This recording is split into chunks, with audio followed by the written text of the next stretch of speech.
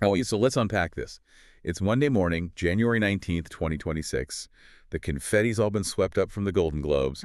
And if your social media feed is anything like mine, it's just a complete war zone right now. It's the morning after for sure. It's just a mix of red carpet looks, viral gifs, and, people passionately arguing about whether an acceptance speech was genius or just a total disaster. And look, I get the skepticism. I really do. It's so easy to just dismiss these award shows as, a bunch of celebrities patting each other on the back for 3 hours. While drinking very expensive champagne. Exactly.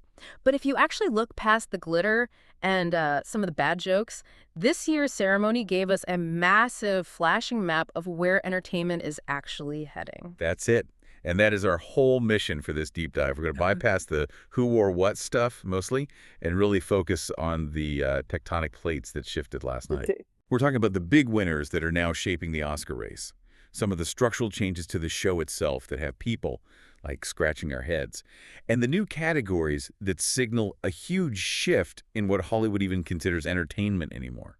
And just so you know where we're getting this from, we're pulling our analysis from a whole stack of expert reviews of the broadcast, the overnight Nielsen ratings, which just dropped, and the latest industry forecasts for the '98 Academy Awards. So think of it like this. I'm catching you up on the water cooler talk, so you sound smart at work today. And I'm here to analyze the actual health of the film industry. I'll take it. I'm happy with that job description. So let's just dive right in. The heavy hitters, the film side. The Globes are usually known for, spreading the wealth a little bit, giving a statue to everyone so all the stars come to the after parties. But last night, one movie just completely steamrolled the competition. One battle after another. It was, without a doubt, the story of the night. 4 major awards. Yeah. It took home Best Motion Picture Musical or Comedy, which is huge on its own. Huge. But then you add Paul Thomas Anderson taking home Best Director and Best Screenplay. And that's where it gets really significant. Paul Thomas Anderson, he's been a critical darling for decades. He's the filmmaker's filmmaker. The guy cinephiles obsess over. Right. But seeing this movie dominate like this, it creates a very specific narrative. Winning director and screenplay, it just cements the film as the heavyweight of the season. It's not just winning in the fun categories. It's winning in the craft categories. Okay, can we pause on that for a sec? Because I think for a casual viewer, a win is a win. Why does winning director matter so much more than just winning Best Comedy? That's a great question. The musical or comedy category at the Globes has historically been seen as, the lighter weight division compared to drama. Right, it's where the popcorn movies go. It's where the more commercial films land. But when a film wins that category and pairs it with a directing win, it tells the industry, hey, this isn't just a funny movie. It's a piece of serious cinema that just happens to be funny. It elevates the prestige immediately. So it gives it permission to be taken seriously for the Oscars. Precisely. If you look at the precursor scores, which is just, industry shorthand for tracking how films do in critics' circles and guild awards, this film is topping all the charts. It signals the industry is rallying behind it. But we can't ignore the other side of that coin, the drama category. Because while Anderson was winning everything, there was another heavyweight in the ring. Hamnet. It took Best Motion Picture Drama, and importantly, it also swept the lead acting honors. Which positions it as the serious choice, right? If one battle after another is the witty, edgy, critical darling, Hamnet feels like that traditional, sweeping cinematic story the Academy just drools over. It creates this fascinating duel for the rest of the season. You have a clash of styles. You have the auteur-driven, idiosyncratic mastery of Anderson versus the emotional, performance-heavy literary weight of Hamnet. The head versus the heart. In some ways, yeah. So we've got the comedy heavyweight, the drama heavyweight. But here's where it gets really interesting for me. We have this clash of titans, and then kind of out of nowhere, or maybe not out of nowhere, comes KPop Demon Hunters. Yes. This is a crucial data point. It won Best Animated Film and Best Original Song. I have to be honest, the title alone makes me want to see it immediately. But what does a win like this tell us about the voters? It tells us 2 very distinct things. First, about the medium itself. Animation is finally winning respect. For so long, it was just segregated as kids' stuff. Family entertainment. Right. But a film like this, with complex themes, winning a Song Award against live-action movies, it shows the industry respects it as a medium for complex storytelling. Okay, and the second thing? The second thing is the broadening globalization of Hollywood awards culture. Because usually foreign films get siloed into the best non-English language category. Exactly. But here we're seeing global pop culture, specifically the K-pop phenomenon, merging with traditional Hollywood. A film called KPop Demon Hunters winning multiple Globes isn't a novelty. It's a signal that voters are looking beyond their own backyard. They're acknowledging that pop culture is global now. The voters are younger, more diverse, more international than they were even 10 years ago. It's a big shift. It feels fresh. It feels like the voters are finally waking up to what the rest of the world is actually watching. Which is a perfect segue, actually, to the TV side of things. Because if we're talking about what people are actually consuming, the TV winners were a mix of the expected and the new. Yeah, let's run through the big TV winners quickly before we get to the really wild stuff. Sure. In drama, The Pitt took the top honor. In comedy, The Studio won. Both solid, very respected shows. Prestige TV. Totally. But the real story, in terms of just sheer volume, was Adolescence. It tied for the most wins in television overall. Right, so solid winners there. But I want to talk about the game changer, the thing that had my group chat just blowing up. The Globes introduced a brand new category this year, the Golden Globe Award for Best Podcast. This is a historic moment for the HFPA. And the first ever trophy goes to Good Hang with Amy Poehler. A fitting choice for the first one. It's celebrity-driven, it's funny. But let's just stop on this. A podcast winning a Golden Globe, standing there next to movie stars. Yeah. What does this actually mean? Is this just a desperate grab for attention, or is it something real? I think it's a begrudging acknowledgement of reality. The Golden Globes are trying to expand beyond just film and TV to match how people actually consume entertainment now. Right, because if I look at my own audio time, I probably spend as much time listening to podcasts as I do watching Netflix. Exactly. And the industry is realizing that audio storytelling is now a peer to visual media. It creates stars, it generates IP that gets turned into TV shows. Like Slow Burn or Homecoming. Exactly. By adding this category, the Globes are saying, we're not just a screen awards show anymore, we're an entertainment awards show. It validates the whole medium. It's telling podcasters, hey, you're at the cool kids table now. Mm-hmm.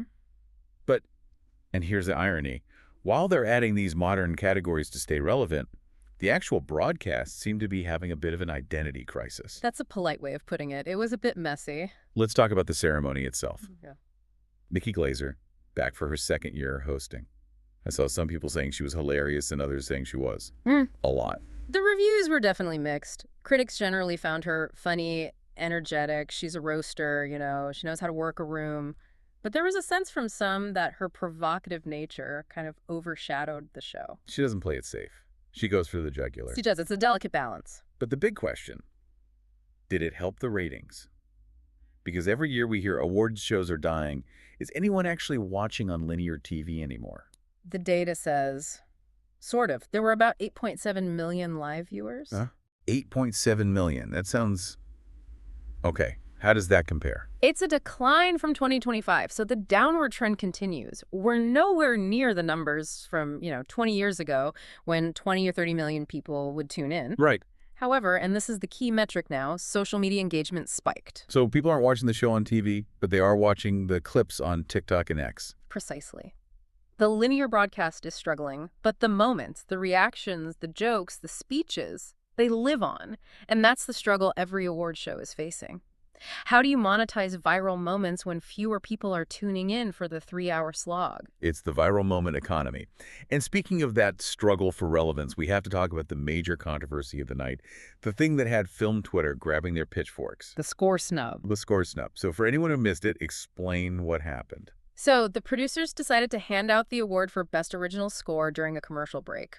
They didn't air the speeches live, just a quick recap clip later on. Which is just devastating for cinephiles. And they did it specifically to make room for the newer categories, like the podcast award we were just talking about. And people were furious. Rightfully so, from a certain perspective. The score is the heartbeat of a film. It's the emotional engine. To just relegate it to a commercial break, it feels like a dismissal of the craft itself. It feels like they're saying, hey, we need to be cool and modern with podcasts, so we're going to shove the orchestra into the bathroom break. That is the synthesis of the problem right there. It is a trade-off between edginess and modernity and respect for the craft. Right. The The show is trying to be this lighthearted viral party and a serious celebration of storytelling at the same time. And when you cut the best score presentation, you're signaling you care more about the party than the art form that got you there. It's so awkward. It's like a university trying to be the cool TikTok teen and the distinguished professor simultaneously. And struggling to find coherence in either role. So we've got the winners, the messy broadcasts, the podcast revolution. Now we have to ask the big question. So what? What does this all mean for the big one, the 98th Academy Award? The Oscars, yeah. Does one battle after another sweeping the globes mean it's a lock for Best Picture? Lock is a strong word, but it is absolutely the frontrunner. The Academy and the Globes have different voters, but momentum is a real thing. Based on last night and the precursor list, here are the high-probability nominees for Best Picture. Obviously, One Battle After Another is leading the pack. Right. Then Hamnet, that drama win, keeps it very much in the race. Then we have Sinners. Sinners didn't win the big one last night, but it's been all over the conversation, right? It has a heavy presence with critics groups. It's a serious contender because it has that gravitas voters like. Then there's Frankenstein. Frankenstein. I feel like I've heard more and more about this one lately. Is this a remake? A reimagining, and it's rising late in the season. It's getting strong support from the guilds. Can you just clarify guilds for everyone? We hear that term a lot this time of year. Sure. The Guild, Screen Actors Guild, Directors Guild, Producers Guild, they're the labor unions of the industry.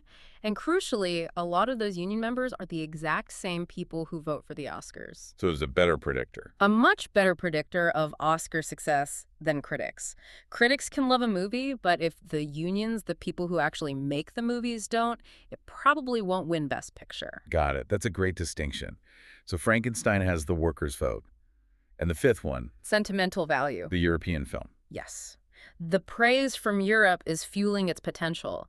It's crossing over from just being a foreign category contender to a real Best Picture contender. Okay, so that's the big picture. What about the faces, the actors, Best Actor? The Globes clarified this race a lot. Timothée Chalamet. For Marty Supreme. That Globe win turns him into the definitive Oscar frontrunner. He is the one to beat. He has the narrative, the performance, the star power. But Leo's still in the mix, right? Leonardo DiCaprio is always in the mix, and his role in One Battle After Another keeps him right there in the conversation.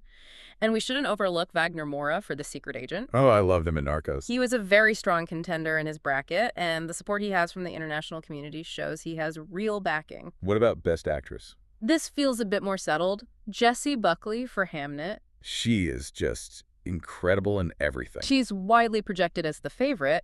The critical praise is it's uniform. It would be a pretty big surprise if she isn't the front runner going in. And supporting categories. Yeah. Any names popping up that might surprise people? Two big ones. Stellan Skarsgård for Sentimental Value. His Globe win makes his Oscar nomination very likely. And Jacob Elordi for Frankenstein. Jacob Elordi. From Euphoria to Oscar contender. That is quite a jump. He's been racking up Critics' Choice nominations and other precursor wins. He's effectively campaigning, showing he can do serious work. He's proving he's not just a teen heartthrob. Amazing to see. Now, before we wrap the forecast, let's touch on the international side again. Yeah. You mentioned Sentimental Value from Norway. Yes, and the field is incredibly diverse this year. You have Sentimental Value from Norway, The Secret Agent from Brazil, Surat from Spain, It Was Just an Accident from France, and Homebound from India. That is a genuinely global list. It is.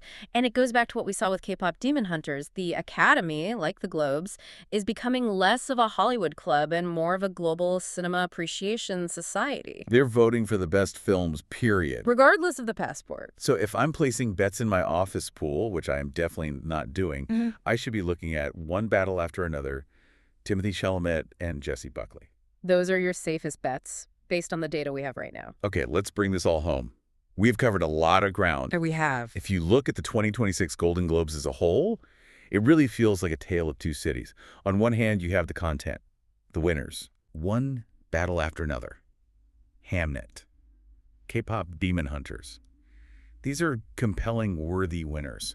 The art seems really healthy. Absolutely. The storytelling is thriving, from animation to drama.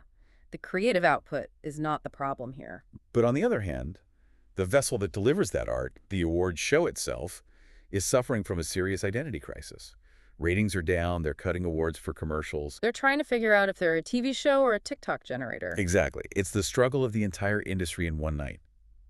How do you honor the tradition of the past, the tuxedos, the orchestras, while desperately trying to capture the attention span of the future? It's a huge question. And that leads me to the thought I really want to leave you with today.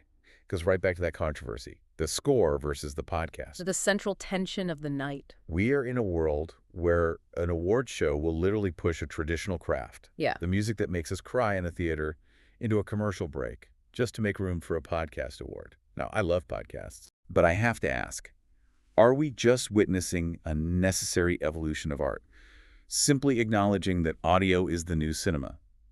Or by pushing the orchestra aside for modernity, are we actually cheapening the history of the very thing we're supposed to be celebrating? It forces us to ask what we actually value in entertainment. Is it the craft or is it the engagement? Something to chew on while you scroll through all those highlights on your phone.